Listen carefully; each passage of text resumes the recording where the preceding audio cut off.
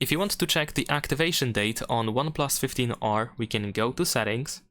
Now in here, if you scroll down, you should be able to find Google.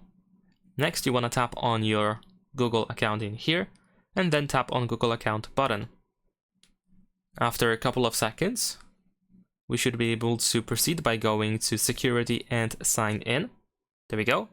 Now in here, we're gonna scroll down and we need to find your devices section, and you will find the sessions on Android phone or phones. So you can go over here.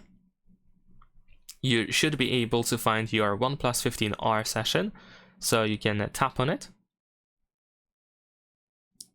Now verify yourself with the biometrics or screen lock password. And then we can find the first sign-in date. Now, of course, this date is relevant if you actually used the selected Google account, for the first time when you got your phone. If you signed into this account later, then of course this information is not really valid. And that is pretty much it. Leave a like and subscribe.